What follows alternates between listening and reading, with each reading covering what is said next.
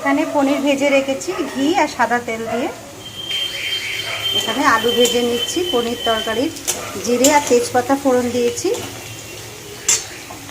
আচ্ছা, এখানে টমেটো, অর্ধেক টমেটো আর অল্প একটু আদা আমি গ্রেট করে নিয়েছি, এটা দিয়ে দেবো।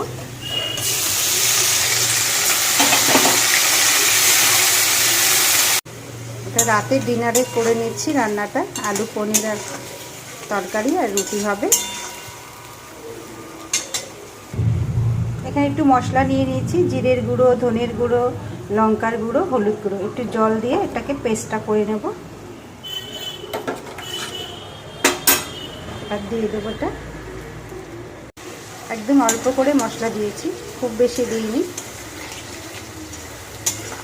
এবার দেবো স্বাদ মতো নুন। নুন দেবো।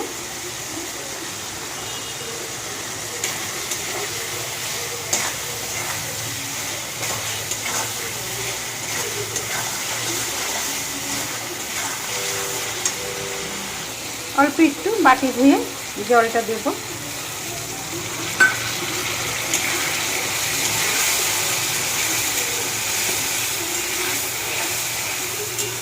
ভালো করে কষিয়ে নেব। ভালো মতন কষিয়ে নিয়েছি। এবার দেব স্বাদ মতন একটু চিনি, একদম কম দেব, বেশি না।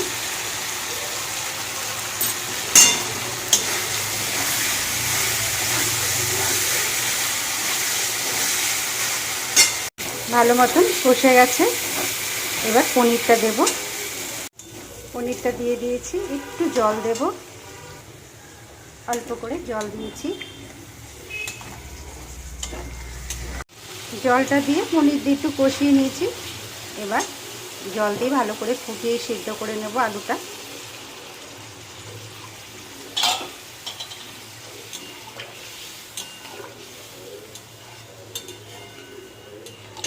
আমি কিন্তু পনির খাই না।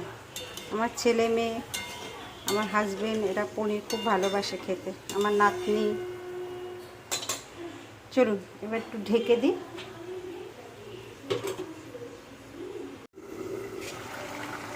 পনির তরকারি আমার কিন্তু রেডি হয়ে গেছে। এবার একটু ঘি দিয়ে দেব।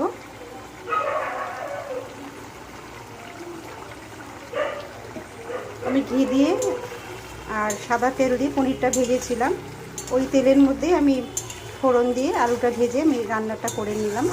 ওই ঘি একটু কম দিলাম। বাস এইটুকু গ্রেভি রাখবো, রুটি দিয়ে খাবে তো। ঢেকে দেব।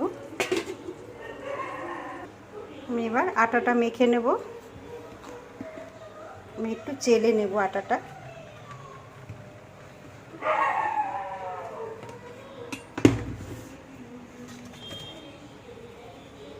আজ যে শনিবার, নিরামিষ।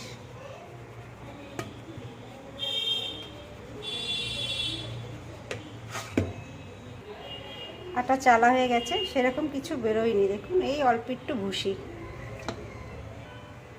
আটাটা এবার মেখে নেব আমি। আমার সব লেচি করা হয়ে গেছে। এখানে আমার রুটি মেকারও গরম হয়ে গেছে। এবার রুটিটা করে নেব।